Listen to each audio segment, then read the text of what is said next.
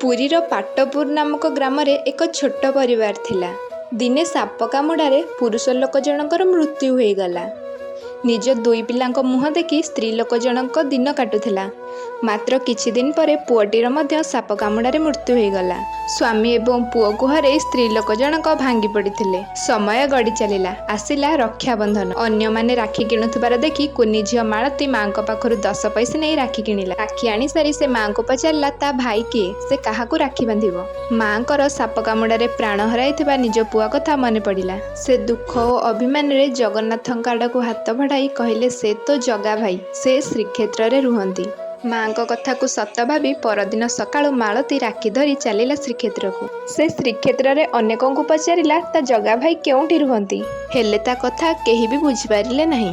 ଦିନ ଯାଇ ରାତି ହେଲା। ଅଖିଆ ଅପିଆ ଥକାରେ ସିଂହଦ୍ୱାର ନିକଟରେ ଶୋଇପଡ଼ିଲା ମାଳତୀ। କରୁଣାସାଗର ଜଗନ୍ନାଥ କାହା ଦୁଃଖ ଦେଖିପାରନ୍ତି ନାହିଁ। ସେ କୁନି ଝିଅଟିର ଦୁଃଖ କେମିତି ଦେଖିଥାନ୍ତେ। ରତ୍ନ ସିଂହାସନ ଛାଡ଼ି ବାହାରି ଆସିଲେ ପ୍ରଭୁ। ମାଳତୀକୁ ଡାକିଲେ, ମୁଁ ତ ଜଗା ଭାଇ ଆସିଛି। ମାଳତୀ ତା ଜଗା ଭାଇକୁ ଦେଖି ବହୁତ ଖୁସି ହେଲା ଏବଂ ରାକ୍ଷୀ ବାନ୍ଧି ଘରକୁ ଫେରିଲା। ଝିଅକୁ ଦିନସାରା ନ ପାଇ ବ୍ୟସ୍ତ ଥିଲେ ମା, ହେଲେ ଝିଅ ସ୍ୱୟଂ ଜଗନ୍ନାଥକୁ ରାକ୍ଷୀ ବାନ୍ଧି ଆସିଛି ଜାଣିନଥିଲେ। ପରଦିନ ସକାଳୁ ପୂଜକ ଦେଖିଲେ ଜଗନ୍ନାଥଙ୍କ ହାତରେ ରାକ୍ଷୀ ବନ୍ଧା ହୋଇଛି। କଥାଟି ଯାଇ ରାଜାଙ୍କ କାନରେ ପଡ଼ିଲା।